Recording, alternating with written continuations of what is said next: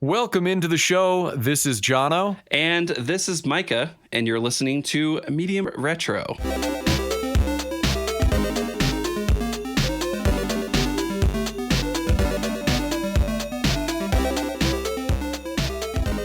Micah, Thomas. Jono, Hello. what's shaking, man? Things are shaking, Yeah, like uncomfortably moving. You know what I mean?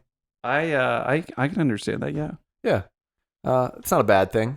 it's just a thing. It's just a thing. As we get older, things start to shake a little bit more. I mean, there's more jiggle, kind of more like saggy sway, I guess you could say. We feel the effects of gravity. It happens It happens.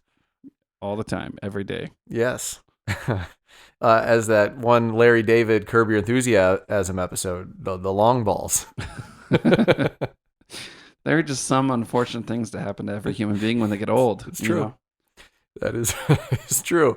Cool. Well, I'm excited, Micah. And, thank you everybody out there for listening into Medium Retro.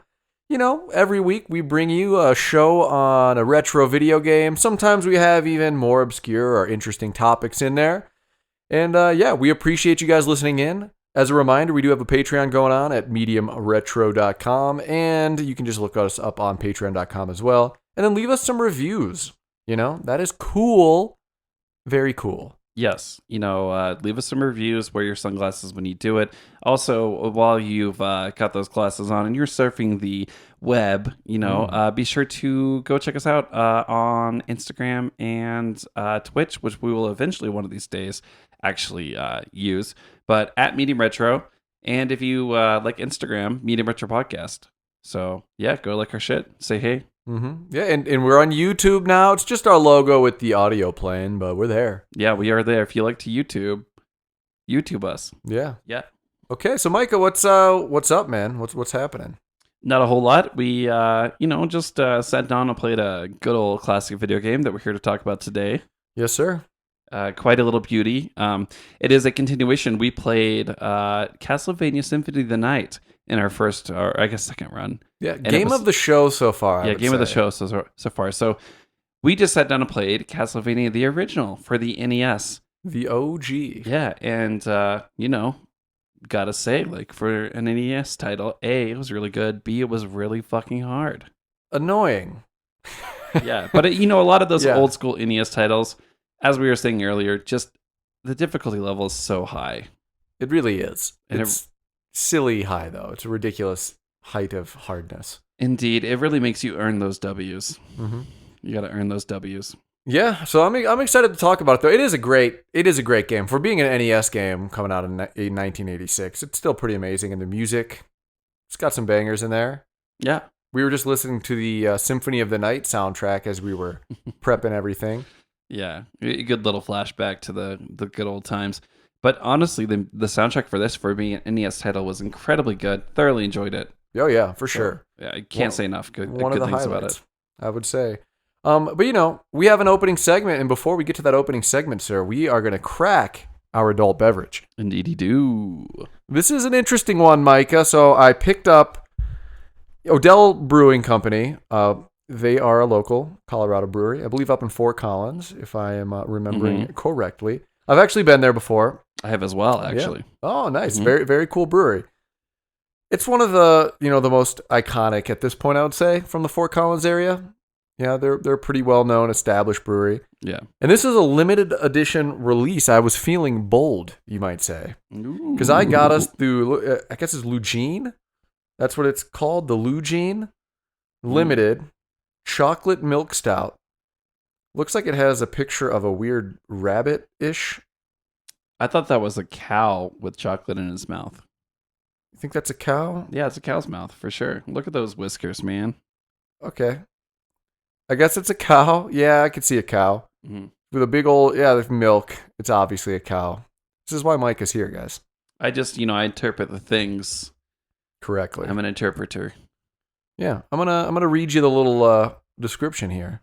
Named to honor our favorite local farmer who hauls away our spent grain to feed his dairy cows, Lugene Chocolate Milk Stout is brewed with milk sugar and chocolate to create a rich and creamy brew that reminds us of a cold glass of chocolate milk. I'm looking forward to cracking this one Yes. open. The main difference is that it has 8.1% alcohol. 8.5%. That's a hefty boy. Yes, so by the end of this, we'll be openly weeping. By the end of this episode, we'll be telling you things we shouldn't be. Oh, so many bad things. So many bad things, or good things, I don't know. Mm-hmm. Definitely bad things. Oh, yeah, don't Right, you know? I'm going to crack mine, and I'll pass you the opener. Very good. Oh, yeah. Here you go, sir. All right. Let's see if I can get this on the microphone. Yeah, that was better. I did mine too low. I blew it. You got to get those, whenever it goes, psst, it's got to go right in the mic. Oh, yeah. And, our segment today, Micah, is called Holiday Cheers. Mm. So first, let's get a little cheers in there. Cheers, my good sir. It's good to be here, sir. Indeed. So, holiday cheer. I think the premise of this is just we're going to talk about some good holiday memories. Yeah, just, fun stories that are based around the holiday. Fun gaming stories that are based around the holidays. Hell yeah. So I got mine ready to go. Do you have yours ready? Indeed. Why don't you start us off, man? Cool. So I think this was back in probably 2002, maybe 2001. I'm not exactly sure. But back in the days of the N64, me and my family, we went to the holiday Christmas party for my extended family. It was on Christmas Day. We drove up to Columbus, Georgia, where my great-grandparents lived at the time. And yeah, we ate some ham, had a little holiday cheer, and my cousins were just being unenjoyable to be around the whole time, I don't really, I love my cousins. These are my extended family, like cousins of cousins, second, third, fourth cousins, whatever they are. Just are kind of being dicks to all of us, We were just all angry about it. Kids, anyway. All of us kids are angry about it. So we got through it, just fine. We all had some great food, packed back up in the car, went back home, and the rest of Christmas Day, me and my little brothers, we played some, Shadows of the Empire, Star Wars Shadows of the Empire in the N64, and just vented the whole time while we blew up some AT-STs and killed Boba Fett. Oh, that's great. It was awesome, yeah. But, there's nothing better to vent your anger from horrible forced family times during the holidays than blowing shit up. And what better to blow up than the Empire? So there you go. I like it. That's a good story. Yeah. Thank you. Thank you for sharing, sir. There were so many times, too, just like randomly playing video games at my extended family's house during the holidays, but that's the first one and probably the most prominent memory that comes to mind. Particularly when I think about Shadows of the Empire, I think about that memory every single time. Yeah, well, and we'll definitely do this segment again because there's lots of holidays, and it's fun to talk about these memories around the holidays. Indeed, you do. Because we are coming up on Thanksgiving as we're recording this. I think it'll release, a few weeks after Thanksgiving.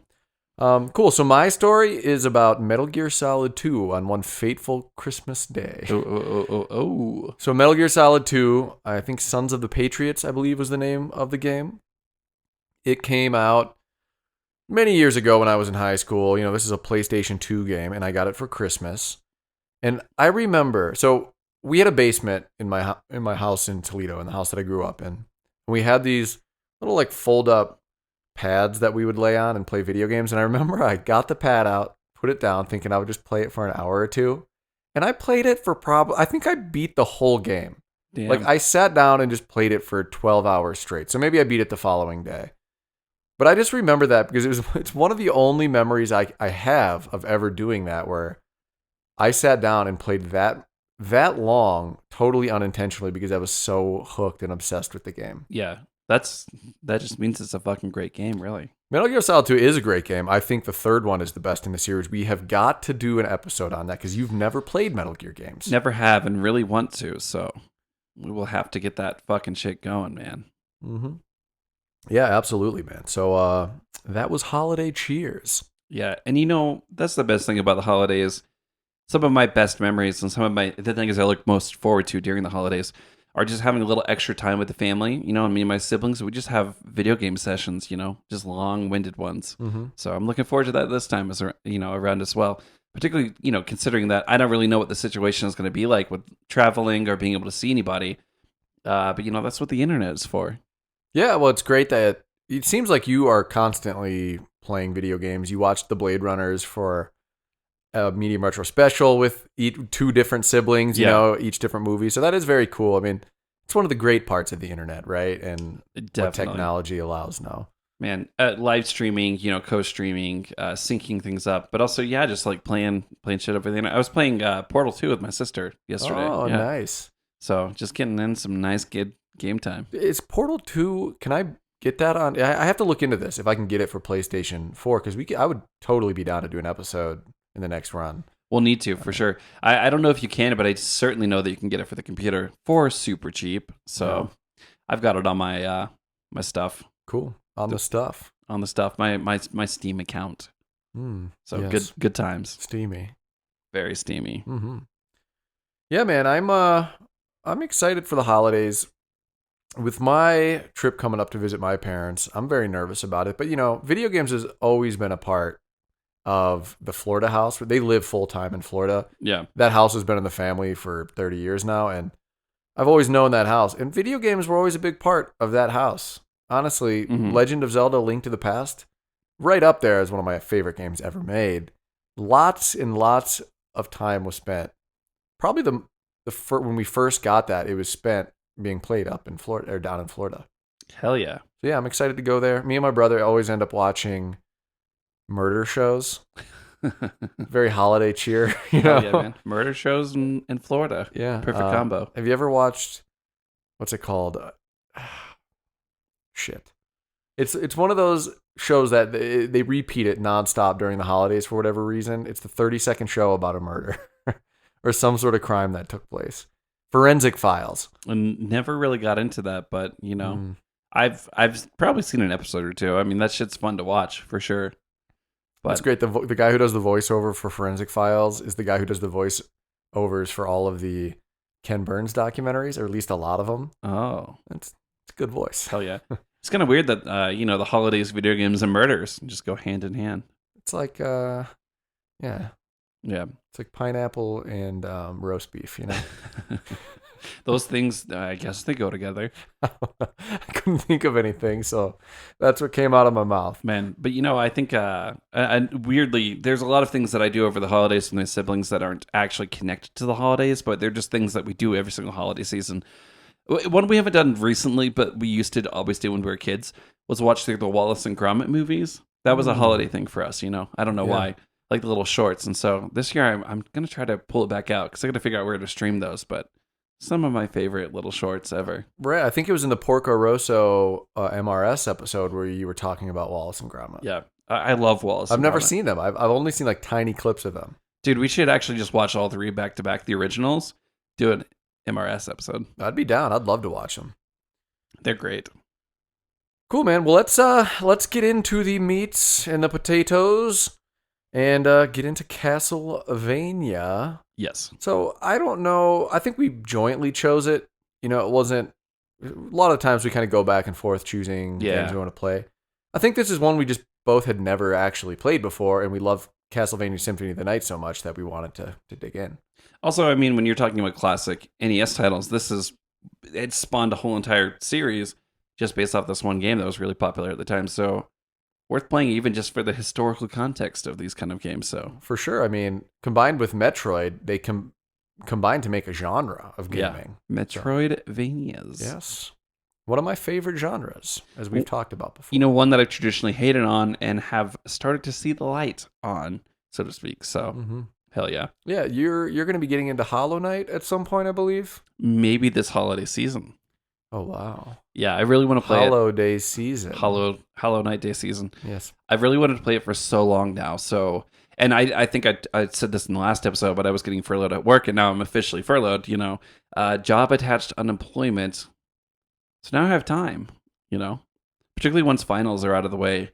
What else is a guy to do? Yeah. Play some Vigi games. Yeah, man. I got an expansive list of probably 12 to 14 titles I need to hit up, so I'm going to try to, make a little headway this holiday season. All I want to know is where is Persona 5 on that list? It's not even on the list, Micah. Well, it just depends. The thing is, I'm going to be at if I travel this holiday season, which I might or might not, I haven't decided yet. I've been looking into the logistics of how to safely travel during all this COVID shit. If I travel, it'll be after quarantining for the appropriate amount of time, then going to my little brother's house where he owns a PlayStation 5 or 4. Probably will own a PlayStation 5 by the time I get there, I'd imagine. So maybe I will actually have a chance to play it. Yeah, they're very, very hard to find right now, though. I would imagine so. Yes, like impossible Yeah. to find. We got to do that Fable console swap whenever I get back from the holiday season. I'm in, man. Yeah. I'm in. At some point, I would love to have a Switch in my possession for a couple months to play through Mario and a couple other games. There are just so many good games. I will definitely say that on my list of games I have to play are Mario 64 and probably Mario Galaxy as well, which both of them I own now on the Nintendo Switch. Yeah. But I actually own a Wii version of Mario Galaxy, so maybe I'll just play it that way. Yeah, well, you need to play The Last of Us because we are going to do a medium retro episode on The Last of Us 2. Yeah. Eventually, I've played it. I took some notes, but I got to clean them up a little bit. But we'll do that eventually. And I was thinking about this earlier today, Micah. When we do The Last of Us 2, I don't know why I was thinking about this earlier, but I was pondering deeply about this. Yes. I think you have to play the original Last of Us. I think probably as well. well. Because if you don't, you just will not have the connection with the characters. Even if you just read a synopsis of it, you really need to experience the first game to fully be vested in The Last of Us 2. And in all honesty, both these games are ones that are very high on my list of titles I want to play through. Yeah, and I have them both on the PlayStation 4. So, and the first Last of Us is my biggest gripe with The Last of Us 2 is the length, which I've talked about before. The first Last of Us is a perfectly paced and perfectly timed game. Yeah. It's like 12 to 15 hours. Doesn't overstay its welcome. It's perfect. Damn. Yeah. Anyway, Castlevania. Why don't you read some game facts for us? Yeah, hell yeah. So, a couple of fun facts here. Hard mode is in this game, but you have to be... We got to get through the game facts first, to all the developers and the publishers and all that jazz. Oh, I thought you were saying fun facts. Okay, sorry. Rewind. Go back. Okay, so fun facts are... Okay, so game facts here. So, developed by Konami, published by Konami, and directed by Hitoshi Akamatsu. Oh, yeah. Yes. And this is, on our last episode we recorded was Gradius, and we shit on Konami a little bit. Yeah. And we mentioned Castlevania as one of the franchises they are not utilizing. Now, I do know that there have been some more recent releases or re-releases of previous Castlevania games. I want to know when the last one was. I'm just curious, and now I need to do some research. More than likely, it has been a while, though. I think it's been a while. They've all just been re-releases. That's kind of stupid, because this is one of the most beloved franchises of all time. Why not do more with it? People would be into it if they released a well-thought-out Castlevania game that they actually invested money into and tried to make a great product. Just get the whole entire team that did Symphony of the Night and just come back and hit it hard. See, but they're already doing. Remember, we talked about it on the Gradius. They're doing the Bloodstained and what I forget the name of the main game. But yeah, they're amazing. Apparently, I'm gonna play them. Yeah, dude. I think 2019, 2020 were when those two Bloodstained games were released. But 2014, Castlevania Lords of Shadows 2. That's the last release that it got out there. Castlevania Lords of Shadows Mirror of Fate was 2013. There's gap years between 2011 and 2012. Actually, it looks like Lords of Shadows, the actual first one, was 2010. Interesting. Yeah, but I don't know anything about those titles. Well, me either, because to be honest, I've never really cared about Castlevania until we played Symphony of the Night, and now I'm much more curious about the franchise. But this is the thing. I'm always curious with franchises like this. It's sort of how, there's some bands that you like one album by that band, and then everything they release afterwards really sucks. I'm curious to know if Castlevania Symphony of the Night is going to be like that, if that's the gold standard, because they were never able to hit that target again. Good point. I want to play some new ones. I mean, the difference is the Castlevania games were beloved before Symphony of the Night, and I think Symphony of the Night was just so good. Which is, if you think about it in music terms, it's not that often where a band will have like 4 albums that are great, and then they have a 5th album that just like blows everything away. Yeah, that's hard to come by. Yeah, but bands like come to mind, like Phoenix. Their first albums were okay, but then Wolfgang Amadeus Phoenix killed it. I still listen to that album all the time. Just a flashback, I think it came out like 10 or 11 years ago, and I'm still like talking about it. Yeah, no, that's a good album. They're a good band. Is that the Is that the album that has, I forget the name of the song, but it was on the Lost in Translation soundtrack? That's when I really got into Phoenix. I don't Probably know. It was probably after that. I think it was after that. After that Yeah. for sure. It was 100% for sure. After. Okay. Well, damn. Anyway, Castlevania, the first one though, definitely delivers. And in all honesty, you get a chance to see where Symphony of the Night got a lot of its play style, B enemies, and C, like music and inspiration from. And all those things are really good in Symphony of the Night, but you can see the roots of what we got in that great title in the first one. Absolutely. And as we do the walkthrough of the game, we'll point out some of the things that definitely carried over into the Symphony of the Night. Hell yeah. Cool. Well, So I think you're on producer at this point, yeah. Producer is Akihiko Nagata, as well as they serve as the designer as well. Mhm. Programmers are Nobuhiro Matsuoka, artist Noriyasu Tokaguchi. I'm hoping that I am saying these things decently okay. Kinyo Yamashita and Sato. These are a mouthful. Dude, this is a hard listing of names. Harder than usual. Terashima, or Kinyo Yamashita, and Sato Terashima are both the composers. Platforms were the original Family Computer Disk System, as well as the NES/Famicom. It was an arcade too, which I did not actually know. I didn't know that either, and it's listed here. It was listed on Wikipedia, so I put it. But I didn't know that. I'm pretty surprised that it was in the arcade. But I could see it. I could see it translating well to an arcade. Yeah, this would definitely fucking suck up those quarters. Yeah. As well as the C64, which I have no clue what that is, the Amiga, which I don't know what that is, and MS-DOS, which I do know what that is. And I have very familiar, fond memories of working in MS-DOS. Yeah, I was actually surprised that all these things. Yeah, I mean, I guess back in the day, they probably put them on as many things as possible, but I was actually surprised that it was just available. That's true. But, these guys being third-party developers, it makes sense. But I'm kind of surprised that it didn't ever have a Sega release, But, whatever. I think they had a pretty good rapport with Nintendo, right? So most of the Castlevania games only came out on Nintendo consoles. Yeah. As opposed to Sega, right? Yeah, I think so. But it does seem like a game that should have been on Sega. I agree with you. It has that darker feel that Sega loved. At least in the US, that was Sega's market. The what do you call it? There's a term for it. Fuck. Edgelord. They were going for the edgelords of the 90s. Edgelords? Yeah. I don't know if I've ever heard that. It's like it's a tongue-in-cheek negative term for someone who just really wants to be super edgy. The edgelord. Yeah, edgelord. But that was the Sega's that was their demographic. Tweens who thought they were really edgy. Okay. Yeah. Hell yeah. We need some sort of edgelord medium retro logo mashup.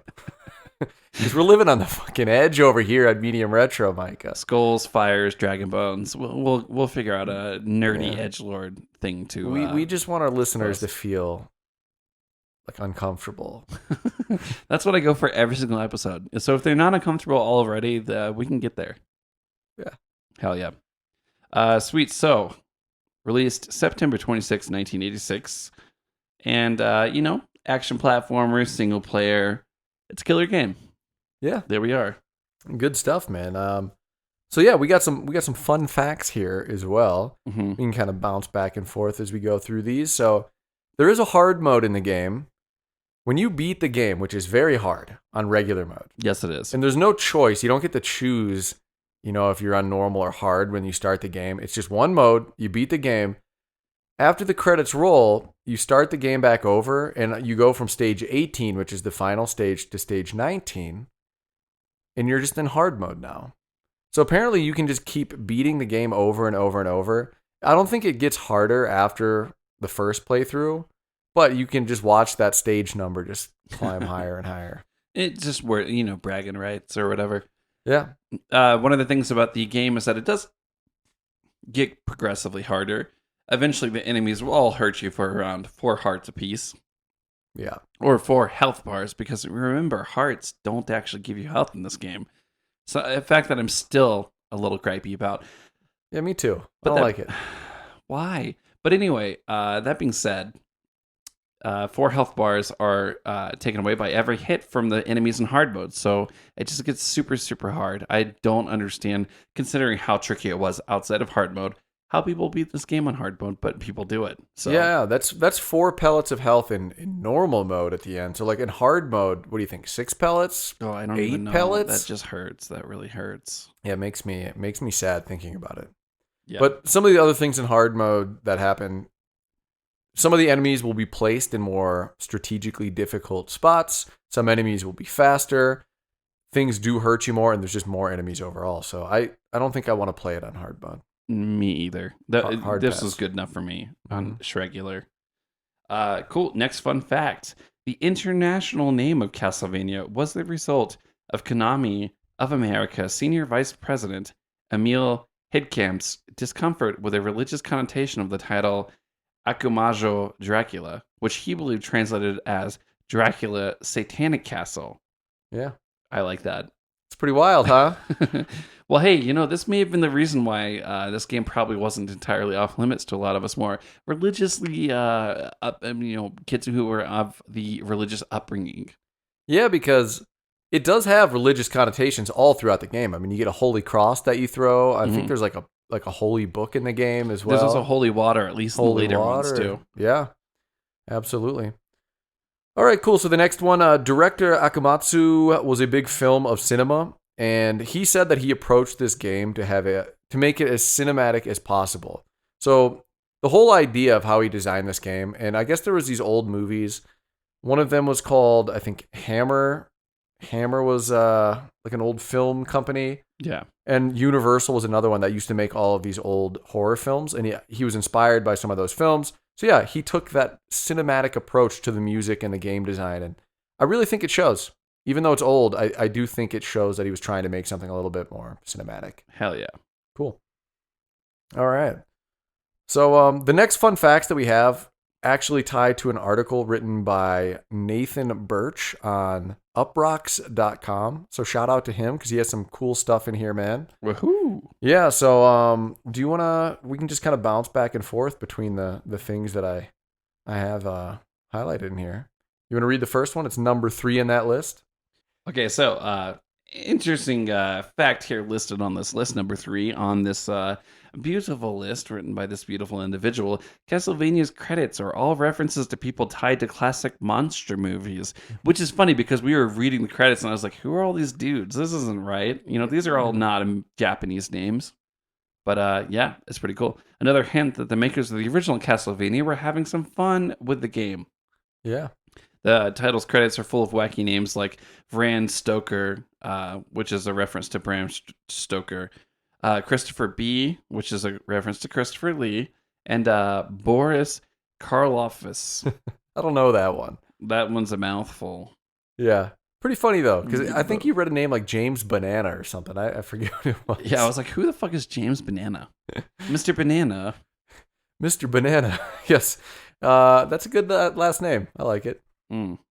All right. Another one we wanted to highlight on this fun list here is that Castlevania team worked on the largely forgotten and it was not part of the canon of Metal Gear because Konami is the developer of Metal Gear. Mm-hmm. There was a sequel to the original Metal Gear, which a lot of people don't know that Metal Gear started on the NES. Because Metal Gear Solid was like the reinvention of the series in 3D on the PlayStation. Well, Metal Gear started back in the NES, and there was a sequel called Snake's Revenge that many of the Castlevania team members worked on. And I think the Castlevania 3 was the last game they all worked on together, but that's a fun fact. Oh, interesting. Yeah, they actually have their hands in the Metal Gear pot.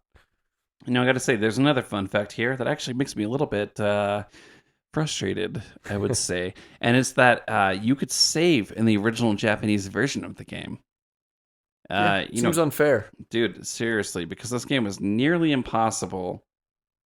But if you could save, it was, probably made it a little bit more reasonable. Mm-hmm. The original Japanese game was made for the Famicom Disk System, a floppy drive add-on to the Japanese NES, and featured the ability to save, which is, just a great example of why Japan was cooler than the 80s, and that makes me upset. Yeah, not fair. But they were the ones that got the real Mario 2. We didn't. Yeah, and because that we one couldn't handle it. that's true. But also, the real Mario 2 was not as good as the Mario 2 that we got. Yeah. Doki Doki Panic. Yeah, I would much prefer our Mario Yeah. too. Resprited to be everything we could possibly want and more. Mm-hmm. So the last fun fact we have here is actually really funny because we commented on this during our Gradius discussion, because in Super Mario Land and in Gradius there is a Easter Island stone head level, and the stone heads are called Moai, Moai. That's the name of the actual heads. And apparently, Konami is known for kind of being infatuated by these things or very curious about them. And I don't know. I just thought that was pretty funny that they have a thing for these mysterious Easter Island heads. And let me see here. If you beat Castlevania and go for the second playthrough, you'll find a number of hidden Moai heads scattered throughout the games. And so that's how they tied them into Castlevania. That's pretty cool. Yeah, they're a little more in your face in Gradius because there's a level that's like full of these heads shooting laser circles at you. It's a level that's pretty much made up entirely of those heads. Yeah. So it's funny that they're hidden in Castlevania too. Hell yeah. Cool, man. So I think those are all of our fun facts for the day. Why don't we go through the plot? There's not much of a plot. It's pretty straightforward, but hell yeah. So you are Simon Belmont from the Belmont clan of vampire hunters, and you are storming Dracula's castle to murder Dracula, of course, the infamous greedy asshole vampire. Yeah, he's a bad man. He's a bad man. Now, have you seen the anime of Castlevania on Netflix? The first season, and I do believe the second one as well, but it's been a while. I only watched the first season. I actually loved it. It was really good. I started the second season. I just wasn't ready for it. You know, there was new characters and stuff. I was like, eh. New characters, lots of violence. Yeah. Yeah, the first season was awesome, though, and it gives a little bit more backstory into Dracula, and you feel for him a little bit more, I gotta say. I think as the games progress, you actually do get more of a story, I would assume, because in Symphony of the Night, it's quite an interesting and fleshed out story for Dracula. Some haunting scenes in that game. Pretty cool. Very haunting scenes. Mm-hmm. Haunting bosses, too. Yeah, I'm still scared. I still feel it. Yeah? Mm-hmm. Yeah, deeply. Just fear? Fear and also despair. And also, I don't know, just like gas. Maybe maybe a little gas, maybe a little bit of a fear boner, something like that. Yeah, it happens. It's terrifying. Yeah. Okay, all right. Gameplay wise, we talked about the gameplay quite a bit in Symphony of the Night, so I don't think we need to go into too much depth because you already know what it is. That game is everything that the original Castlevania is, plus some. But if you didn't listen to that episode, we definitely want to break down what the game is. Yeah. Classic action side-scroller platformer. You collect some power-ups as you go along, so your main weapon is a whip. And then you can collect some certain power-ups that we'll go through in a second here that give you other abilities. You do collect hearts, but the hearts tell you how much of your special ability you can use. They have nothing to do with your health. Indeed. And it's worth noting, too, that health is very hard to come by in this game. It is hard to find health in the levels, and you're really only rewarded by beating the bosses with the replenishment of your health. Yeah. So, tough stuff. There's like no health other than the few times you beat the bosses. And that's what makes this game really hard. Yeah. No saves, no passwords. You just gotta be good. You gotta get good. So some of the power-ups, there's a whole bunch of items in this game, and some of them during our playthrough, I didn't even realize exactly what they did.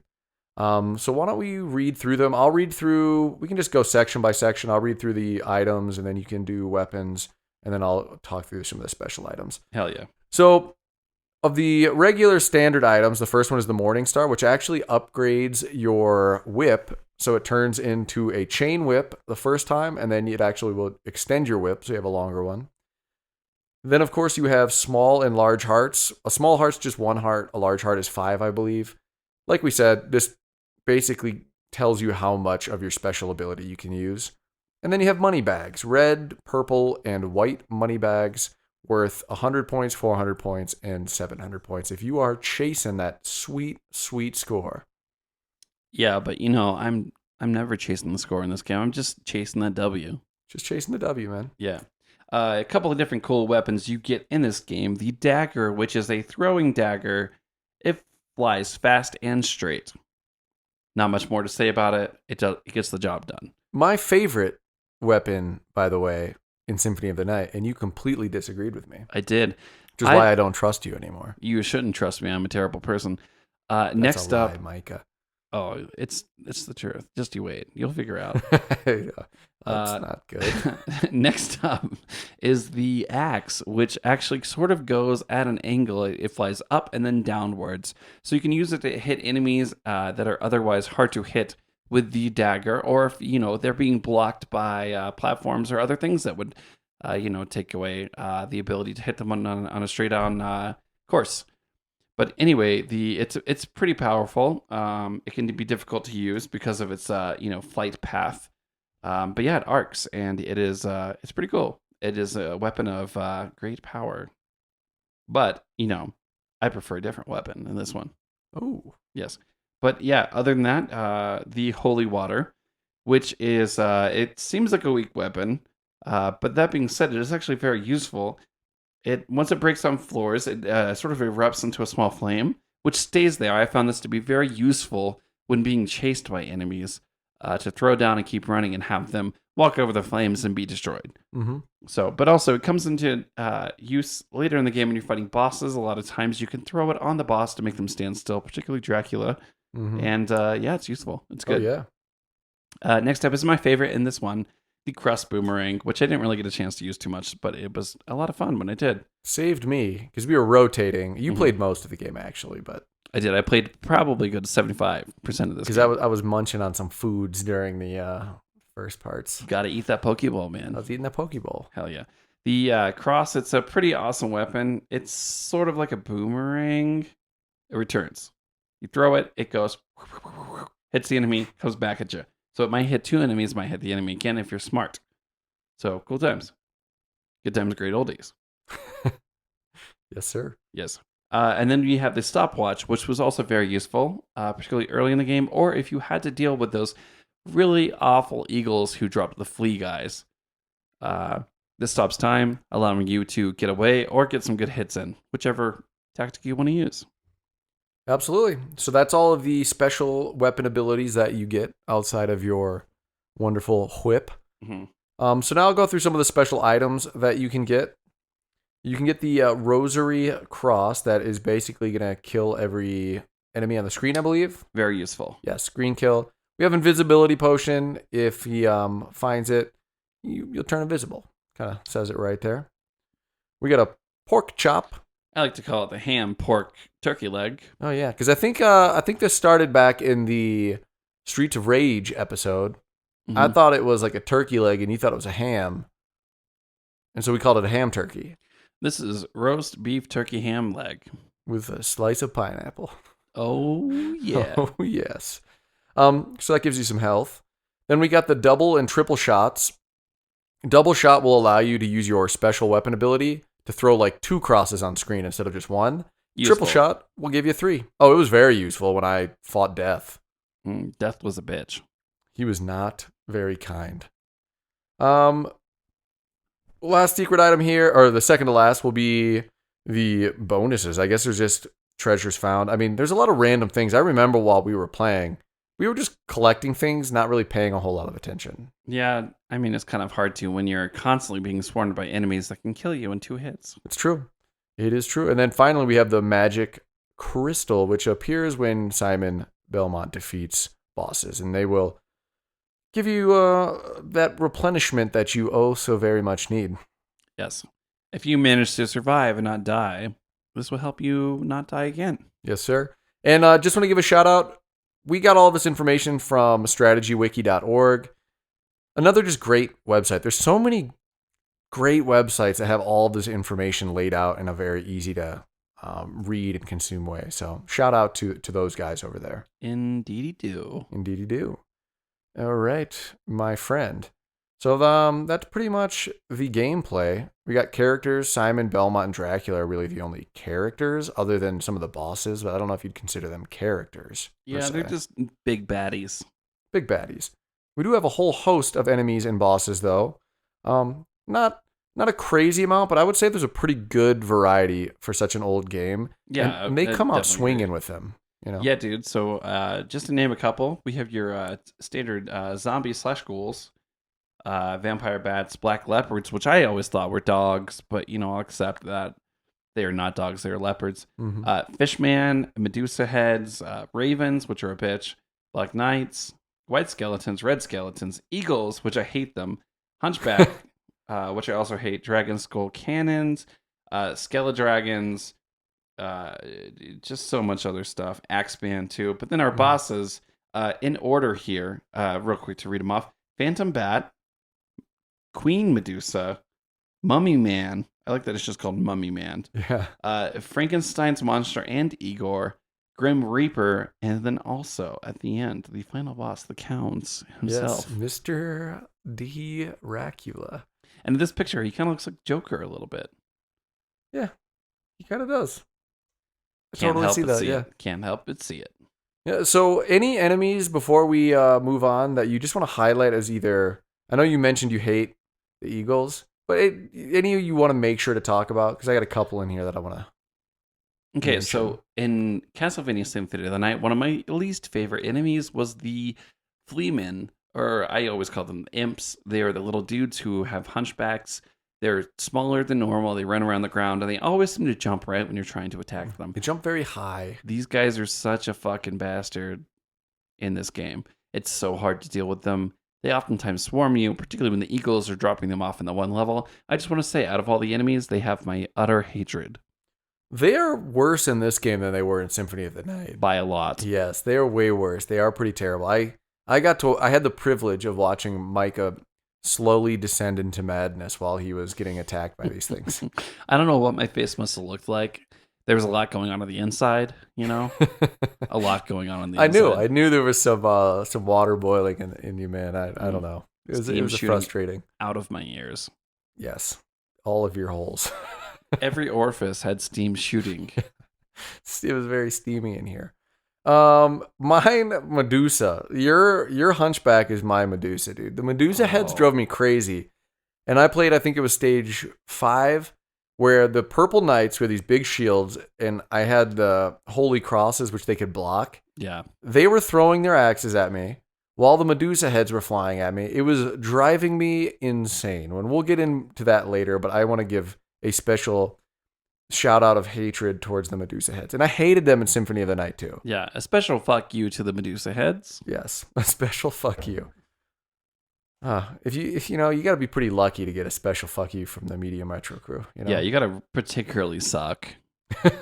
Yes. Special breed of suck. Cool.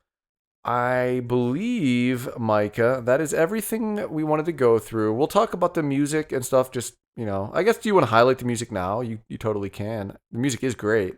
Not too much to say particularly about tracks. I didn't really write any information down. Mm-hmm.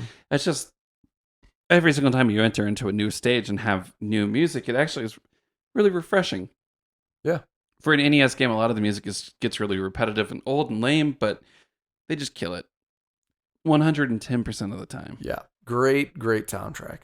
So cool, man. Let's get into the playthrough. But before we do, Micah, let's chat a little happy hour style here. Our middle of the show segment where we chat about something we're consuming, non-video game related, that we just want to, tell you guys about. And then if you listeners out there would like to submit any questions or thoughts or comments, we've told you all the crazy things that we are willing to read. You already know. You already know. Send them our way. We'll get you heard on the show. Hell yeah. So since we talked last time, I think I had said that I had been playing board games with some friends, my quarantine, so to speak. But, there's not too much going on outside of that. I've been working and sort of like, playing through some games. I played some Portal 2 with my sister the other day, which is a lot of fun. But, getting unemployed again for a second time has been a little bit of a bummer.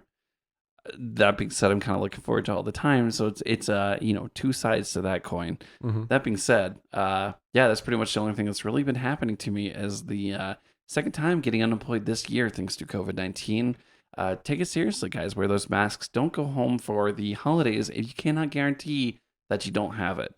And also, We don't, the lack of Thanksgiving is better than an ICU Christmas. I keep seeing that going around, but that's very true. So be careful, y'all. Be careful. Yeah, it's kind of a nerve-wracking time, the holidays, because of all the expected travel. And a lot of us have already had trips canceled where we were going to visit our loved ones and family and everything and friends, and Yep. it's like now we have to do it during the holidays. Mm-hmm. See, I had actually been potentially planning to travel for the Thanksgiving holiday. But at the end of the day, the rise in cases and the fact that actually someone I knew recently came down with COVID. Luckily, I don't have it, but they got it. So, it's scary, and I've got to play it safe because of that. So, Yeah, good stuff, man. For my happy hour, I got a little twofer here. One, just because I'm excited about it. Oh yeah. Bought myself a motorcycle. I might have mentioned that on the Gradius. I can't remember. I don't think I did. You did not, actually, no. So I got a motorcycle, and so if the show abruptly ends, it's because I killed myself. I'll come in the air and be like, Jono, unfortunately passed away. He was doing a wheelie on the interstate and crashed his bike at 123 miles an hour. What I think you should do, if I perish in a fireball of oil and metal, what you should do is just keep the show going on and just have somebody replace me and make no mention of it at all. I would actually just do both parts. Just do my best John O'Sheets impression. Oh, wow. That's good. That's good. Mm-hmm. I think that's what you should do. That's what I'm going to do. And no matter how many questions are sent in and people ask, you can never mention anything about me. No. Literally, it's like I never was part of the show, okay? Deal. All right. Deal. Good. So the other thing I wanted to mention is the movie City Slickers. I have my group of people that I meet with a lot too during this whole quarantine, like my core group of friends that we're all not going out and about and stuff. And I went over to their house the other day. We had we have movie nights. We try to do it once a week. It's not always once a week. And this time we watched City Slickers, and I love that movie. I honestly don't know if I've ever seen the whole entirety of that movie before. It's a classic comedy about, midlife crisis. A bunch of people who are hovering around 39, 40 years old. They're kind of going through weird phases in their life. It's a little bit more emotional and dramatic at times than I remembered. Yeah. But it's still hilarious. And the dramatic moments they have a payoff. So, a great movie. Nice. Well, hell yeah. Billy Crystal, man. He's great. Love the dude. All right, Micah. You ready? Yeah, let's do it. Let's just jump right into those meats and pots. Let's do it, man. You start us off. Cool. So, Castlevania. Right immediately, you were graced with the shot of Dracula's castle, but the outside of the gate, which looks rusty. I would say looks very rusty. Looks a little rusty. Yeah, someone has not been keeping the grounds of Dracula's castle in good repair. You like to say grody. It does look grody. It looks pretty grody. It does. But, once you get past the rust, that is the outer gate, you're graced with a pretty glorious-looking courtyard full of statues and plants and 0 enemies. And you get a chance to get some nice power-ups before you go right into the terror that is Dracula's castle. Yeah, it doesn't seem so bad right now, right? You're just hanging out in a dilapidated garden or, front yard, I guess.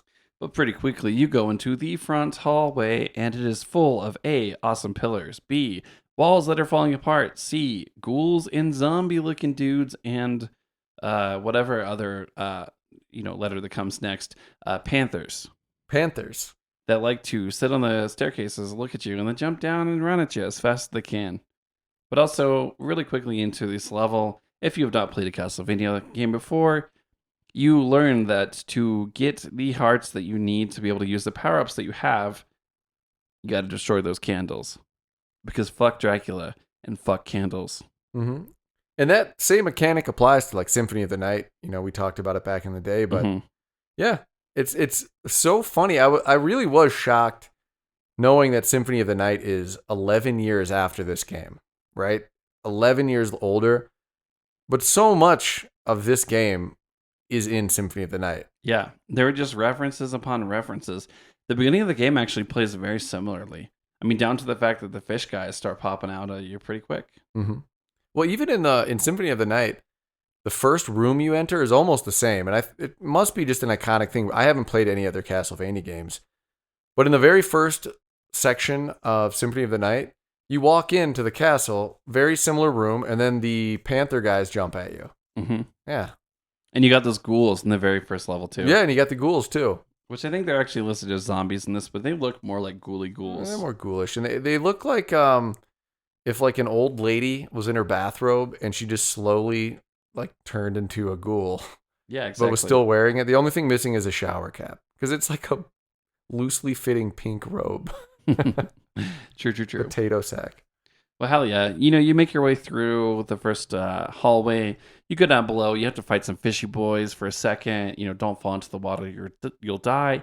And then once you go back up the stairs and get through the next little section, which is sort of a repeat of the hallway deal, you were graced with the chance to defeat a rather large smiling bat, who was a difficult but not terribly difficult boss to fight. Yeah, I think you actually talked some shit Yeah, during this boss battle. What did I say? You were saying something like, this is easy. I got this. This guy's nothing. Yeah, I thought I was cool. You tore your shirt from the collar down to the waist Mm-hmm. in half and screamed victory. I did, actually. Yeah. Look at me.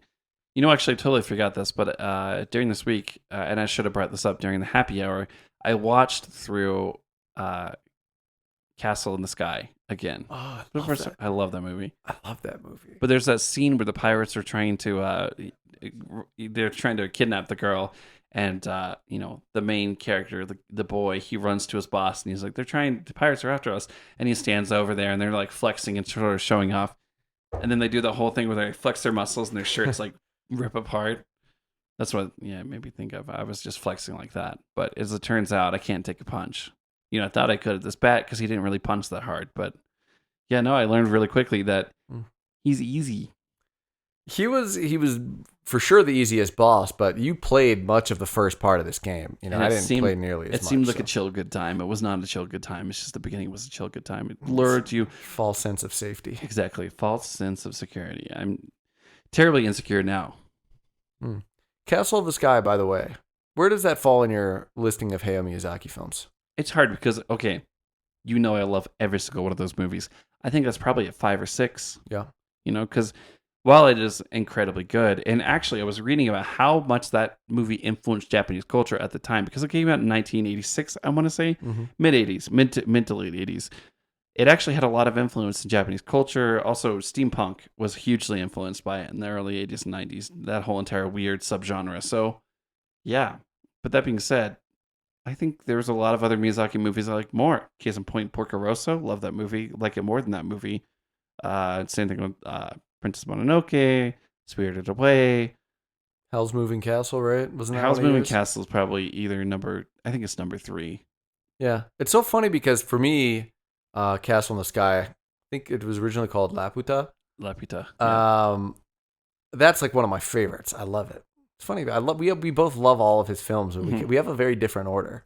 But I think the thing about the reason why I like Howl's Moving Castle more is because the theme of the story, it's about a girl who feels old, and thus the witch curses her to looking old too. And I don't know. I just really relate with that main character a lot more than the other ones. Sometimes I just feel like an old lady in a young man's body. It's been my whole life, Micah. Yeah. Yeah, man. I just want to make some hats and retire. Just let me go. Whenever I think of Castle in the Sky now, I get sad because I've told the story of how all my stuff from Japan got lost, but I had this from the Ghibli Museum.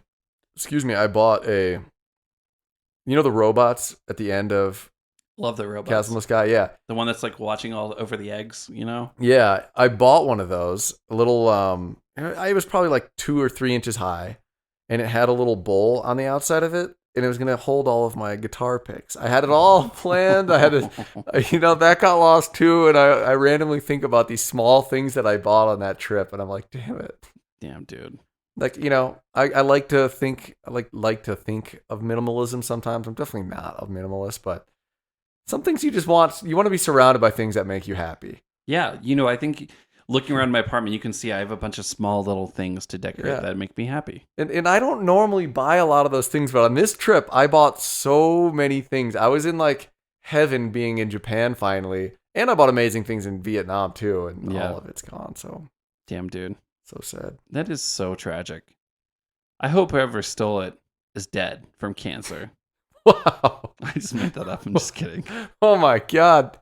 I just hope at some point I see like a guy walking down the street with my backpack, because it's very obvious it'll be my backpack because there was a sticker on it that they're not going to be able to remove. And, just like wearing my pin and like wearing my clothes from that bag that they stole. And you can murder him and take it back. Yep. Cold-blooded murder.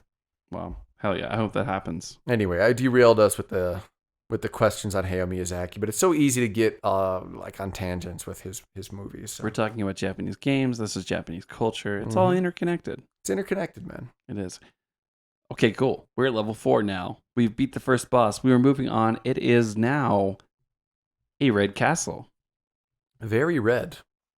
So, I mean, I would assume you're actually in a stone castle, but it kind of looks like bricks now, Red on red on red on red on red on red. And it is, very, it almost looks like a sunset. Everything's orange and red and fiery looking. And yeah, this is actually significantly harder than the first area, but overall still pretty easy, all things considered. Comparatively, yeah. Comparatively. Yeah, one thing I want to point out about some of the enemies in this game, a lot of it's about timing. You have to understand the enemy's patterns.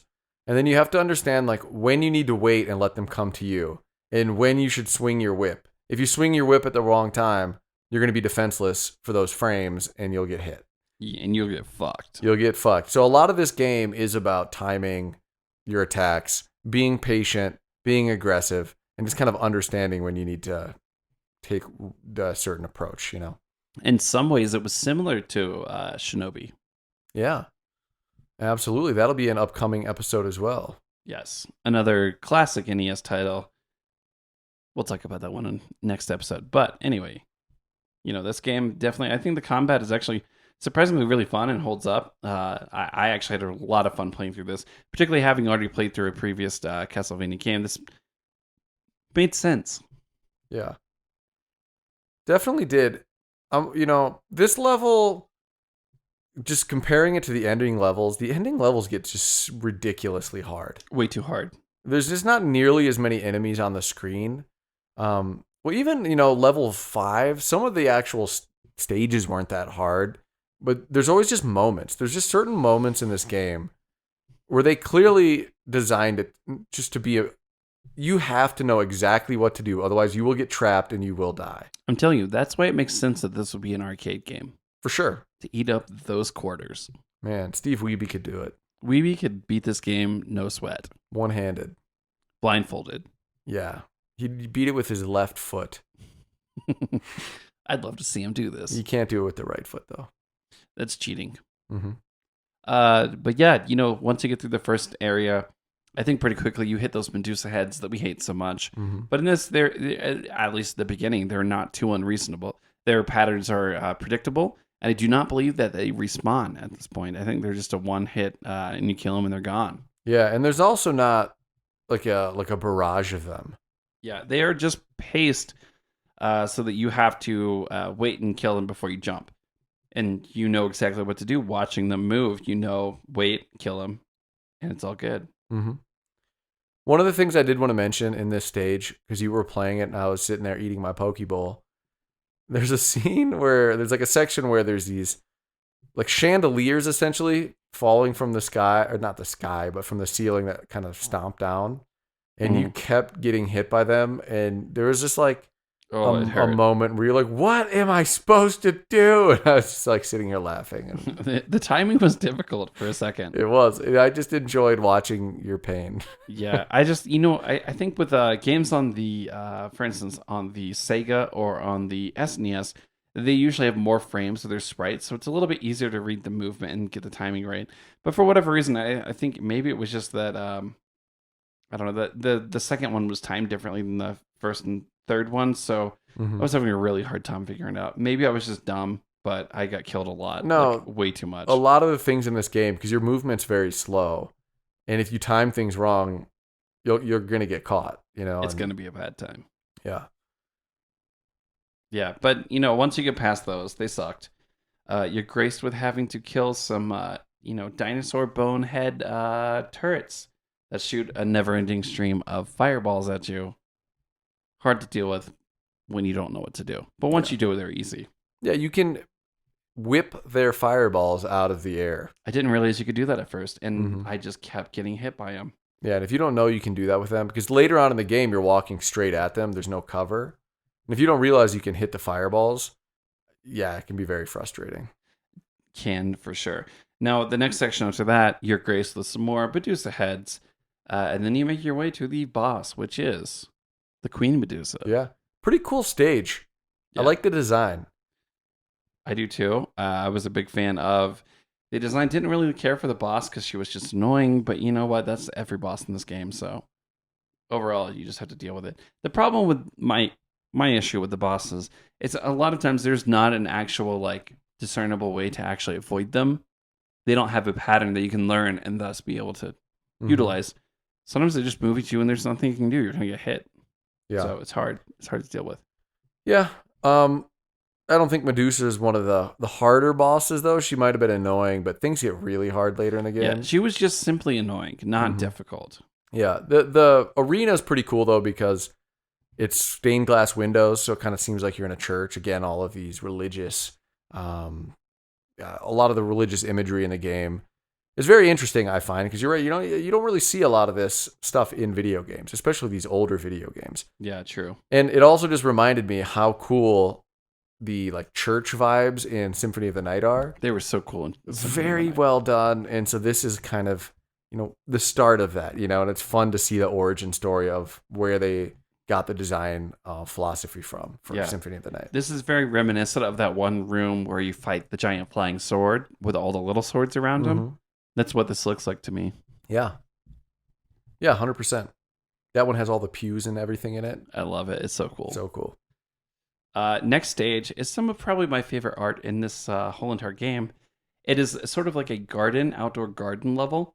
You make your way through that sort of church chapel area into what looks like a little garden. But this is also probably featuring some of the most annoying parts of the whole entire game, in my opinion. This is where the flea guys start to be a real issue. They're always waiting on some platform above you, and they jump really quickly in a random fashion, so it's hard to dodge them. Also, I think you're also having to deal with skeletons. But the art, the tile sets, and the backgrounds in this section are some of my favorite. You see these flank buttresses in the background, and everything's covered in vines and plants. It's just sort of an overgrown external part of the castle that also just has some really cool Greek-style statues. I just like it. I really like this art. Yeah, I completely agree. When we were playing through this, what I was thinking of was the game Fez. Oh. Did you ever actually play Fez? I know you've seen Indie Game the movie. We've talked about how that movie was both very impactful and we really liked it. I've played through over half of that game and just got really lost and bored with trying to figure it out. I restarted twice and still couldn't figure it out. So yeah, I need to go back and play it eventually. I'm a better gamer than when the first time I tried to play it, but it was interesting. It just got on my nerves. Same thing happened to me, to be honest. I played many, many hours of the game, but eventually I was like, I'm tired of going back and forth to all these places. Yeah. Very inventive, though. Crazy awesome design of that game, especially if you look things up on how things all interact. But the reason I thought about that game during this stage 3 here, I guess we're on stage 7, but like the third world that we're in, yeah, is that something fish, I forget the guy's name, who actually developed Fez. He talks about how when he started the game, he was really bad at pixel art. Not really bad, but he was bad at pixel art. And he was so delayed making this game, but he was getting better and better and better at the pixel art. And he would show comparisons of it. Yeah. And so that was part of what was taking him forever, is that he would always want to go back and fix the things that didn't look as good. And some of the things he would show just I was reminded by some of those images in this pixel art. Yeah. Well, I think definitely what you have here is sort of like a dilapidated castle with a lot of like, cobblestone meets growing vines. And that was a very common theme in that game, too. Yeah. But also, it was funny because I know exactly what scene you're talking about in Indie Game, the movie. And some of what he showed comparisons back to back, just I couldn't really tell which one was better. Oh, It's like, really? I know that you like this one more, dude, Yeah. but like also that one looked great to me. Like, why delay the game by 3 months just because you don't like that other? It just all looked the same to me at some point. For sure. He was a perfectionist. That's what took him so very long. He was such a perfectionist that he lost his co-designer, I believe. I'm not really sure exactly how that whole entire thing boiled down, but he lost his team. He had to do it alone eventually. Yeah, well, he's kind of an asshole. I mean, he's known in the industry for being one of those personalities, Yeah. I mean, he just seemed like every, intense guy I've ever known in my life. Yeah, but, sometimes you need to have that personality to do great things, so. Truth. Well, anyway, sorry, I took us in a Fez discussion there. So, yeah, I think we battle through this stage, and then we get to the mummy. The mummy and his brother. They're annoying. Double mummy. They're actually really easy in comparison, even to the last boss. They're easier than Medusa. They're not, slow moving. Only really have, walking at you attacks. I believe they were just not that hard. And in all honesty, I was, kind of relieved because the level was hard enough to get to them. So yeah, you didn't sound upset as you were playing through them. Yeah, no, my rage was not boiling at this point. Not at all. The boiling rage of Micah. It happens, man. Just you wait. I don't know. It'll happen to you. I think I've seen you annoyed. I don't know if I've ever seen you at a boiling rage. You've seen me very angry before. Mostly at my computer. Or reasonably so. Yeah, you've definitely seen, but I am definitely easier to get a little angry than you are, Micah. You have a much more calm demeanor than I do. Anger is not really one of my main emotions, I suppose. I mean, I wouldn't say it's one of my main ones either, but I can turn it on. Yeah. I can get angry, but you kind of have to be related to me to make me angry. My siblings know how to push my buttons. I mean, Chip. You mean Trashy McCheeseburger, who I'm not related to. Trashy McCheeseburger. JK. We love you, Chip. Do you love Chip? Do you know Chip well enough to I don't know him love? Close enough to profess love, but I've done it. Well, there we go. I don't love you, Chip. Can you take that? Can I take that back, or is that upsetting? You can take it back, but you might be on the shit list after that. Oh, man. Nothing I do makes Chip happy. I'm just looking forward to some more, write-ins, some more comments from my siblings. Yes, Mr. Trashburger and beyond. Yes, and beyond. Next up, pretty cool stage. I don't know what you would call this one. There were similar stages in Symphony of the Night.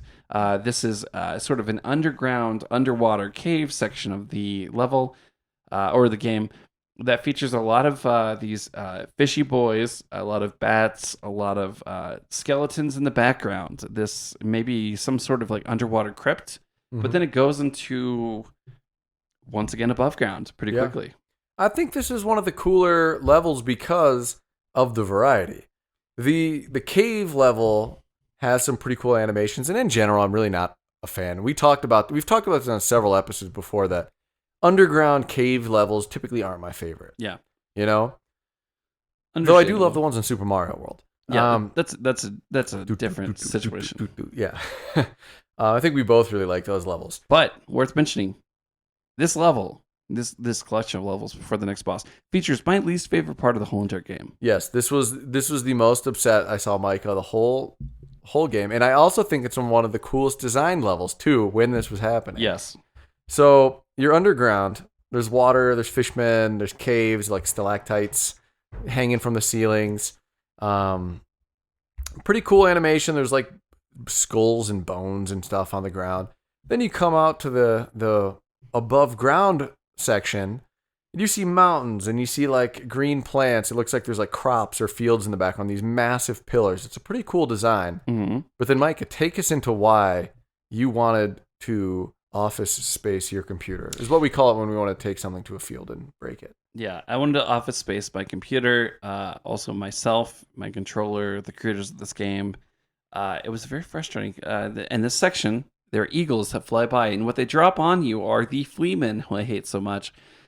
They run at you, they jump at you, they come from all sides. There's really no dodging them. You're going to end up at half health unless you know what to do.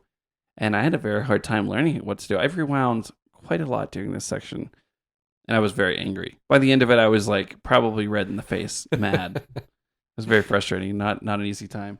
Yeah, you were not a happy man. I wanted to kill somebody, and not least of which was myself. Lots of restarts. We were using An emulator. yes, a way to play this game to rewind and have save points and everything. It looked frustrating. It looked cool. I mean, the graphics look cool, but man, that looked like a frustrating scene. Yeah, to be honest. I want to say once again that for an NES title, this game has incredibly good graphics. The art is very detailed. They did a great job with everything that this game has to offer. At this point, it didn't matter how beautiful it was. I just wanted to destroy all of it. Yeah, and honestly, the boss that follows, I think, was the most upset you got too at any boss. Oh, the boss. Okay, I hate those flea guys. The boss that you fight right after dealing with all those flea guys is a boss version of the flea guy. It's Igor and Dr. Frankenstein's monster. Mm-hmm. The combination of the two with him was very difficult. Frankenstein's monster is very slow. He moves very methodically. He's easy to hit. But the Mr. Flea Igor man is bouncing around the stage, throwing fireballs, just being a little bitch. Yeah, he kind of flies at random, and he's throwing those fireballs at angles that if you're in the wrong spot, it's like you don't have anywhere to go. Nowhere to go. Because you were often pinned in the corner, And I didn't really know how to deal with him. I didn't really have a good weapon or a lot of hearts to do much as far as that goes at this section. So it just took a lot of, trial and error. A lot of trial and a lot of error to finally be able to beat it. But the stage with them in is pretty cool. It's a dark looking room, lots of like pillars and old school broken up stone in the background, with a couple lighter colored ones to indicate that you can walk on it, the platforms that you can jump on and whatnot. Yeah, watching through a playthrough here, it really seems like the holy water is important on the bosses. Yeah, see, with the holy water, I think that would be a cool one. The one that I was watching through was a guy using the cross boomerang, and he was able to stun Igor enough that he was able to deal with Frankenstein. No problem. Igor! Yeah. So the next level is actually the only level that I played, because I was just eating my Pokeball this whole time while you were getting frustrated and losing your mind. This is probably the aesthetically most pleasing section of the game, if you ask me. You think so? Yeah, I mean, it is really well done. In the different tile art is very pleasing. This is like the prison level. Mm-hmm. You have all these red, rusty-looking bars in the background, piles of skulls, lots of fleas, lots of stairways. But overall, it's actually very aesthetically pleasing, very well done. Yeah, lots of like shackles on the walls and the skeletons hanging. It looks like it would have been a rough place to be in prison. Yes, most certainly. Yeah. Not where you want to go when you get in trouble. Yeah, not good. And lots of skeleton enemies. Honestly, this level itself was not as hard as the previous level. Because until the end, there's really not a portion that is super hard. Pretty standard, I would say, in the difficulty. Yeah. And as you're going through, you eventually start running into some knights, and these big knights that throw axes at you, and they have giant shields. They're annoying, but they're not like impossible, because you actually get the axe weapon ability where you can just toss them at them, and a couple of those will kill them. Mm-hmm. Yeah. Yeah, they're a cool enemy though. Cool design. You're right. The art is very pleasing because the stone backgrounds change a whole lot, and eventually they look like more like puzzle piece together stone backgrounds, which looks really cool. There's just one section in this level at the end, the last section, as you're leading up to death. With all the fleas and the guys in the staircases just massed around it. Well, it's the moment where you have the knights with the shields throwing the axes, and then the Medusa heads are flying at you at the same time. Oh, I know exactly what you're I talking died like a million times. I was rewinding constantly. Now the level itself, this portion looks really cool. There's a lot of like red drapes hanging from the ceiling. There's like these big windows. It's a cool looking area. It just was so hard to dodge everything at once, and those Medusa heads, man. Dude, fuck those Medusa heads. Medusa heads. And I didn't have the axe anymore at this point. I had the Holy Cross. The knights had shields that would block the Holy Crosses. So as I'm trying to move forward, dodging Medusa heads, whipping the axes or dodging the axes, I couldn't kill the knights because nothing I would do would hurt them. So annoying. Yeah, it was a frustrating little bit of time there. And then we get to Death himself. Which, he's a fucking annoying boss, man. Yes, the Grim Reaper. He was Grim Reaper, yes, he was pretty tough. He flies around. He doesn't actually do too much himself, but he's pretty big and he just gets in your way. But there's all these like red orb things flying around that were really annoying. Yeah, they just make it really annoying. I think it's supposed to be little scythes, maybe. I don't know. It's just it's too much. It's way too much.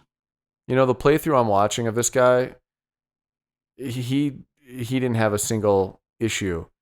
The Grim Reaper appears and he just spammed him with holy water and then he died. That's really annoying. Not a single red orb thing, whatever those blobs were spawned at any point. That's really annoying. What the fuck? That's not what my playthrough was like. I guess if you're good at this game, it's different. We just aren't really good at this game, maybe. I don't know. I'm seeing that, the playthrough that I'm watching right now, the guy is using the cross very effectively at every single boss. He's got the one where you can do it 3 times at once. So it's just, the screen is covered in crosses going back and forth. Yeah. We didn't mention that in between each stage, there's 6 stages total, each with 3 levels. There's a little map, and it shows you where you're at, like, on your way to the end of the castle.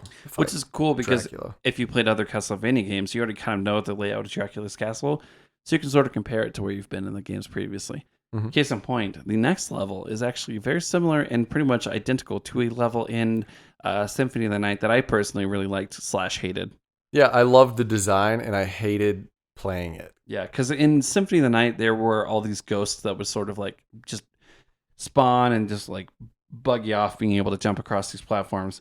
But in this one, it's not quite as dilapidated as it is in Symphony of the Night, so you can actually make these jumps a lot easier. Mm-hmm. It looks like a broken down bridge, maybe, or something along those lines. It's cool because it is a little bridge area, an external outdoor bridge area that you were working across. You go up into the clock tower, which is another thing in Symphony of the Night that I loved / hated. Mm-hmm. That's the area I was specifically talking about not loving because it was so hard. In this game, it was just horrendously difficult. In Symphony of the Night, it is filled with Medusa heads, which are annoying in their own right, as well as harpies. And this one, it's eagles dropping off the little flea guys, and they just are relentless. It is, I don't understand. You really had the worst of it with those eagles and the flea guys, man. I never had to deal with them, and they do look way harder than anything I had to mess with. I really just wanted to murder everyone involved in this game and also myself playing through this section. I was just glad. The show's taking a toll. Yeah, I know. I was just really glad to finally get through it. Eventually, the things we do for our listeners. The things we do for you. It's cool, though, because once you get through this, it's probably, it's the final boss. It's the most iconic part of the game. But also, it's just probably the most aesthetically pleasing of the whole entire game. Dracula's little castle room, his little throne room. It's cool, man, because you walk up those stairs, you have a pretty cool picture of a crescent moon. Mm-hmm. And as you walk past, you were brought into the chambers of Dracula himself. Yeah. And the music changes pretty dramatically, too, at the start of this stage. Indeed, it does. Very foreboding. You're about to do something big here. And as you make your way into this room, you see an open casket on the floor. And what else would float up from the floor but a mask, which materializes into a full-on vampire figure wearing a cape and what looks like a necklace? I don't know. It is Dracula himself. Is that a mask or is that just his face? I don't even know. He's got an ugly face. He does have an ugly face. I like to think of that as a mask. You want to know something funny? I'm watching this long play, and these long plays, they're always better than we are at these games. Way better, and it makes me mad. Yeah, they're so good at it. So a little trick, if you walk up the stairs and you hit the candles, you can get your hearts from the little candles on the wall. If you walk back down the stairs past the crescent moon and then back up, the candles will reappear, and you keep doing that over and over to get a bunch of hearts. That hurts me. Yes, because you could have used hearts for the holy water on the second form that we'll get to in a second. Now, dude, I pretty thoroughly beat this first Dracula form after a little while. But I actually had to let him kill me and start over from the beginning because the second Dracula form, the final form, is significantly harder than this one. Now, this guy, basically, he will teleport around, appear at random, and then shoot fireballs at you, which is difficult enough to dodge. But at the same time, you'd have to hit him straight in the face, and he takes quite a lot of hits. But once you get through him, Dracula goes into, I guess, what's supposed to be his true form, which looks like a really ugly alligator wearing a shawl, whatever you call those. Winged alligator ugly boy. Yeah, like a gargoyle dinosaur alligator. It's a weird form, but I kind of dig it. He needs a dentist pretty bad. He's got some chompers, but so do I, Micah. I got some big old teeth. We all have chompers. Anyway, the thing about the final form of Dracula that I found to be very difficult is in most games when you're fighting a boss, there is a discernible way to get around him, past him, and under him when he is jumping around. There are times when he boxes you in and there's nothing you can do but just take it. Yeah, you get caught in the corner and he doesn't jump very high. I don't think it's possible to run underneath him. Because there's no running in this game. Belmont likes to take his fucking sweet time walking down this fucking shit. And every single time Dracula jumped above me, it was damn near impossible to get underneath him, unless I was really lucky. The Belmont clan, they're not known for speed. I guess not. But shit, Whipping man. skills, yes. Whipping skills, hell yeah. Speed, no. But, I shambled through this one. The second time, a lot better off. And by the time I got to the end, I actually had gotten him so angled so that when he tried to jump on me, he would bounce across the wall and land right in front of me once again. So, just taking my sweet time, taking him one hand at a time, I was able to defeat the Dark Lord of Darkness. Darkness. The darkest of the darkness. The darkest Lord of Darky Darkness. Oh, man. You did it, dude. We did it. I mostly watched. Yeah. As you like to do. You just like to sit in the corner and watch, don't you, John? I just sat in the corner and watched. Yes, it was a good time. Now, most of the time we were pretty good at passing the controller, but I had not eaten. Like I said, I had that Poke Bowl, and then I was also trying to type notes. I was just taking my sweet time while you played the first 4 levels. But I mean, this was dinner and a show, man. You got to see me red in the face quite a lot during this playthrough. Mm-hmm. Yeah. Yeah. I got to see it happen. Yeah, it did happen. It was beautiful. And when we finally beat Dracula, we are gifted with a replenishment of our life, which I was very suspicious about. But that is because once you beat Dracula, you were thrown into hard mode. You start all the way at the beginning, and everybody is way harder, like we said. And it sucks, and I would never try to do that to myself. No, I won't be doing that. No, and more power to you if you like to do that kind of masochistic, self-inflicting of pain. Just not my skill, not my style, not my forte. But once you beat Dracula, you get this cool little cutscene, which I love. NES cutscenes, they're so janky. I love them too. Yeah, you just watch Dracula's castle sort of crumble, and in the middle of a forest on a cliff. Yeah, and then we get the credits. And tell us about some of these credits. We alluded to it or mentioned it straight up earlier. Yeah. So directed by Trans Fishers. And then next up we go screenplay by Bram Stoker, music by James Banana. Yeah, that's the one that you come. I was like, what the fuck is James Banana? Like, what do you mean, Cast James Dracula, Banana? Christopher B. Next up, Death, Bela Lugosi, Frankenstein, and yada yada yada. It gives just Mummy Man, Love Chaney Jr., somebody, Vampire Bats. It's just naming a bunch of weird random people that are Fishman, Green Stranger, Armor, It's pretty funny they didn't actually put any real credits in this game. Yeah. It's a fun little Easter egg about Castlevania. It is. And the hero, Simon Belmondo, which I really Yeah. I love how it has the Japanese name. You played the greatest role in the story. Simon Belmondo. Thank you for playing. Yeah, Simon Belmondo is the name in the Japanese version of the game, and they forgot to update it in the English. Belmondo. It's Belmondo. But I mean, shit, man. That was in all, that was it was too hard.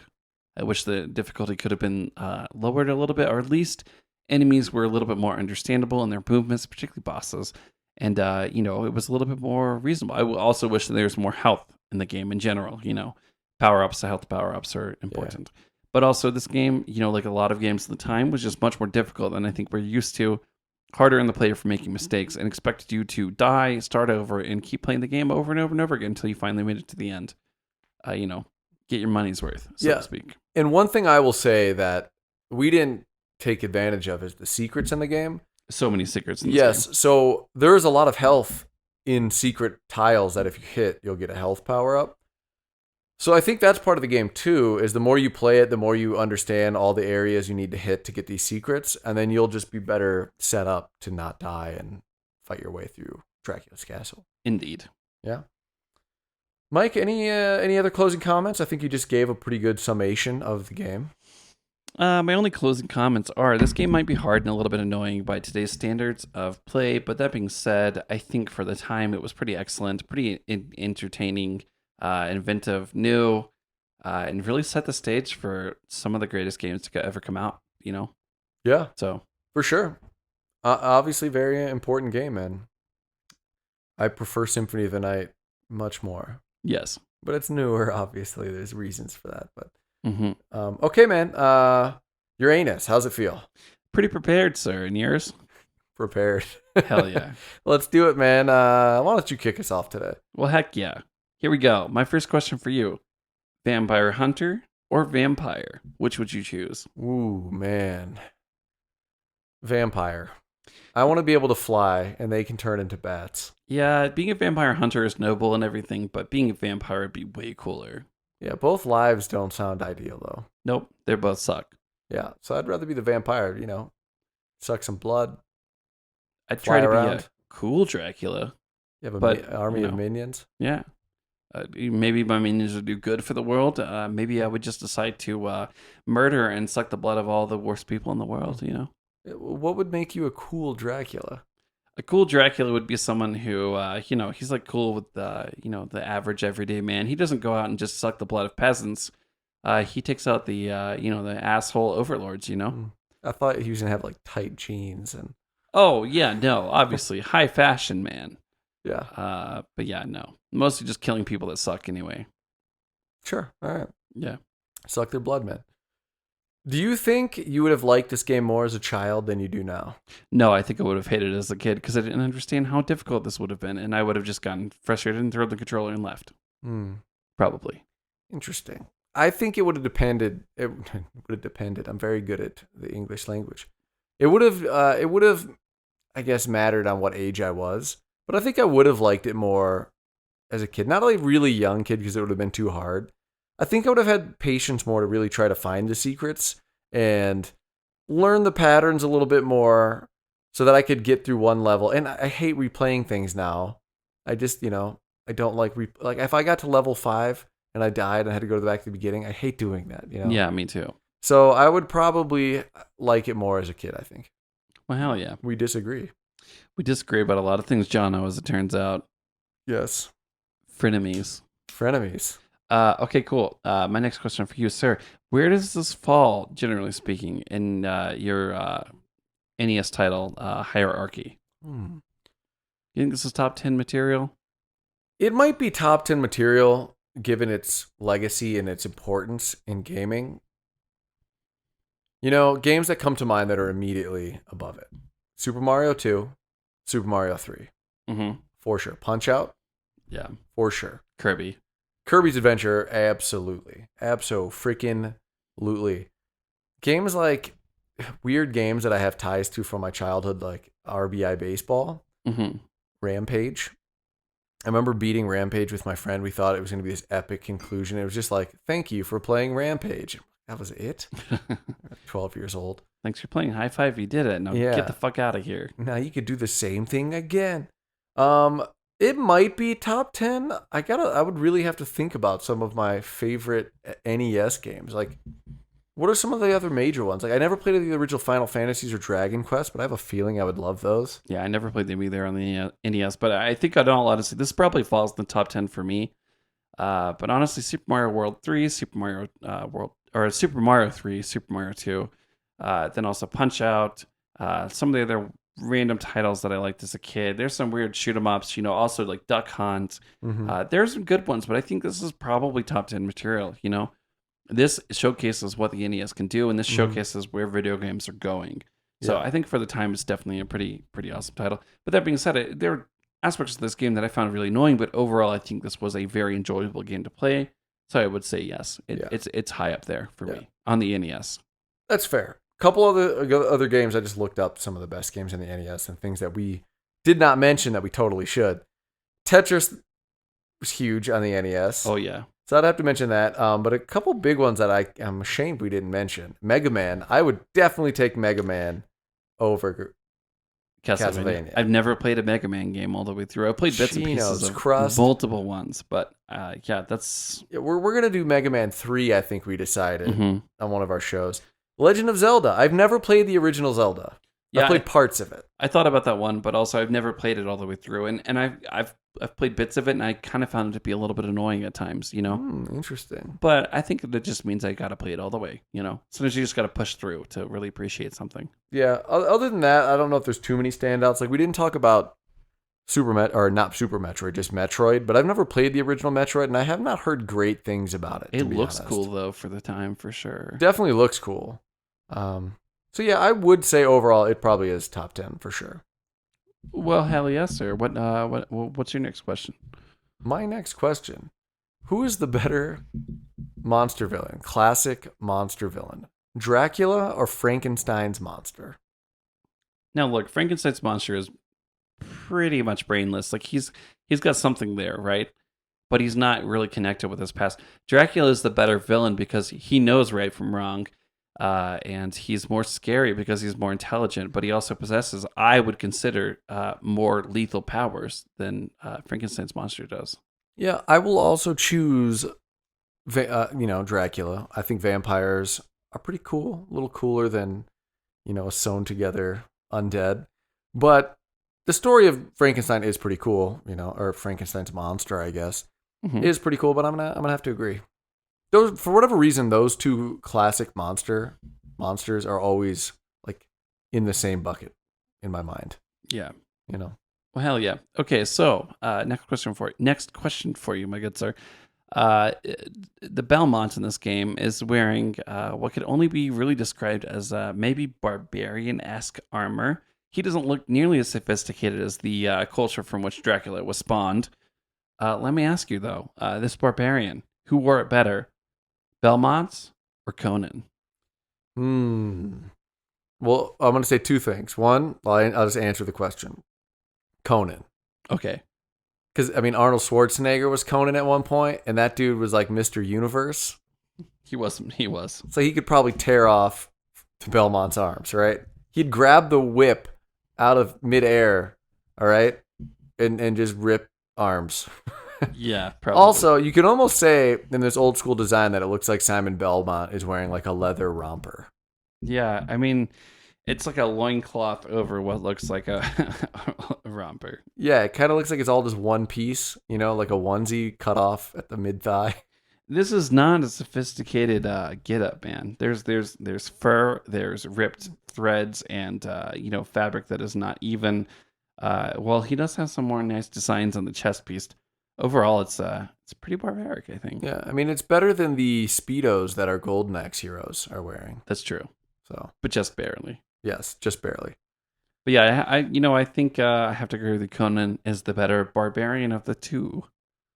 So yeah. Very cool. I've never seen any of the old Conan movie, or at least the Conan movie with Arnold Schwarzenegger. That would be a fun one to do on MRS. Yes. Okay. What was your favorite stage design in the game? I would have to say the outdoor garden one. Like I said, it made me really angry. But before I got furious, I was thoroughly enjoying the Greek statues and the overgrown cobblestone section. So I think overall the aesthetic side of that was my favorite. So thus, that's probably my favorite stage. Yeah, that's definitely up there. That was in the running. This is kind of like a lame answer, but I love the beginning of the game because I love the classic castle feel with the red drapes and the windows, especially in Symphony of the Night where the windows are kind of like opening and closing. Yeah. And that is only like one stage because after that, the rest of that level doesn't look like that at all. But I think I just love that look. I don't know. I can understand that. I love that classic, creepy, eerie, crumbling castle look. So I think that's my choice. Hell yeah. Okay, next question I have for you. And this is going to tie right into my fifth question. So I'm going to ask this, get your answer, get your question, and then I'm going to go into my fifth one. So, did this game live up to the hype, in your opinion? This is very similar to my next question too, so we'll combine it. Mine was, do you think the game really holds up for what it's touted as? So, yes and no. It's made in 1986, right? Mm-hmm. So from the standpoint of what it pioneered and helped create, 100%, I think it lives up to the hype. But does it live up to the hype in the standpoint that it's still fun to play and that it's like something I'd want to spend my time with now with all the games that exist, especially when we can compare it to other NES games and other retro games that we've played on the show at this point? Like, this is episode 33 or 34. Yeah. No, I don't think it does. Like Kirby's Adventure, I'd much rather play Kirby's Adventure. Sure, it was made 6 or 7 years later. Same system, though. I'd rather play that. Yeah. I would rather play either Mario 2 or 3 than this game. So I'd say I think it lives up to the hype in that I think in the time it was made, it was really good. And I think that it introduced a lot of interesting mechanics that went on to create great games. Sure. So to some degree, yes. But that being said, do I ever want to play this game again? Maybe, but probably not. Yeah. And I think it's interesting. I think it definitely did a lot for the genre and did a lot for games on the NES in general. But yeah, that's how I feel. No, I mean I agree. I think we're on the same wavelength there. Mm. Like, think about Punch Out we just played. I have more fun playing Punch Out than I think I would have playing this game. Yeah. It's sillier, it's more pick up and play in my opinion. So yeah, I agree with you. Cool. I guess I'll go next since we kind of combined those questions. This will be my last one. After playing the OG Castlevania, are you interested to record an episode on either of the other two NES Castlevanias? That's funny because literally my last question was, did this game make you want to go back and play the rest of them? Mm-hmm. So there we go. Yes, I think I'm interested, but I would need a little cool down time after this one. This is so funny that our answers and questions are very similar. Yeah. But, I definitely want to see more the build up to Symphony of the Night. And I want to know if the other games are as good as people always like to talk about them being. I think there are 3 on the NES, right? And then it goes on to the next one is on SNES, and then we get a gap, and then it's PlayStation, or? No, there's 2 more on NES. Oh, wow. 2 Simon's Quest, I think, and then 3... I forget. Then what about SNES? And then there's Super Castlevania on the SNES. And then is that the only one on the SNES? No, then I think there's one that was on like Sega Saturn before PlayStation. Oh, weird. Yeah, there's a bunch of Castlevanias. Because I do know that the original Castlevania Symphony of the Night was actually planned to be on, if I remember correctly, a 32-bit console, which I'm pretty sure was the Sega Saturn. And then they ended up making it for PlayStation instead because of the failure and ultimate scrapping of that endeavor of a system. Yeah. So there's Castlevania. Then there's a game called Vampire Killer, which I guess is a little different. So we'll skip that. So it's Castlevania, then Castlevania 2 Simon's Quest, also on NES. And then Castlevania 3 Dracula's Curse on the NES. And there's 2 other games. There's an arcade one called Haunted Castle, and then Castlevania The Adventure for Game Boy that are in between Simon's Quest and Dracula's Curse. I'm not sure if those are like main storylines. So Castlevania 1, 2, and 3, all on the NES. And then we have Castlevania 2. We have some more some Game Boys. Then Super Castlevania, which is Castlevania 4, if we're just thinking of like the numbered versions. Yeah. I'm pretty sure Rondo of Blood. Yes, Castlevania Rondo of Blood, I believe, is one of that in Castlevania Bloodlines like lead directly into Symphony of the Night. And I think those are like PC or I don't know. I forget what those are on, but it's kind of crazy. I do know that Rondo of Blood was always packaged with Symphony of the Night and then more recent releases. A lot of times it's 2 for 1 when you buy them. Yeah, I think Rondo of Blood, at the beginning of Symphony of the Night, you play like an old game. Yeah. Pretty sure that's Rondo of Blood. Interesting. Yeah. I'd be interested in hitting that up eventually, one of these days. Yeah, right before the masterpiece that is Castlevania Symphony of the Night, I would be curious to play that. That is such a masterpiece. Yeah. So what was the question? I don't even know if I... I would also like to play them, but I think I would need 20 or 30 shows.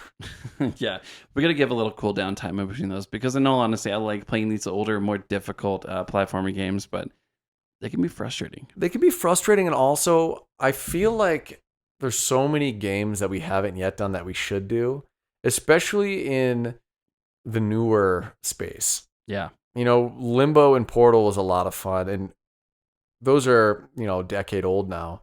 I would love to hit that time frame more, and then also things like Last of Us 2 and some of those super new games. I think it would be fun to do some of those episodes. Hell yeah. Yeah. Well, cool, man. We did it. Here we are at the end. We were prepared, and we're happy, and we beat the game. We did it. High fives all around. Thanks for listening. Thanks for listening. Cheers. Hey, cool people. We just wanted to say a quick thank you for listening. If you like what we're doing with this podcast, spread the word. And if you'd like to support future episodes, we've launched a Patreon. Head over to mediumretro.com or search for us on patreon.com to become a fan of our show. Your support is much appreciated. Also, follow us on Twitter and Twitch at Medium Retro and at Instagram at Medium Retro Podcast. Thanks for listening. We'll see you next week.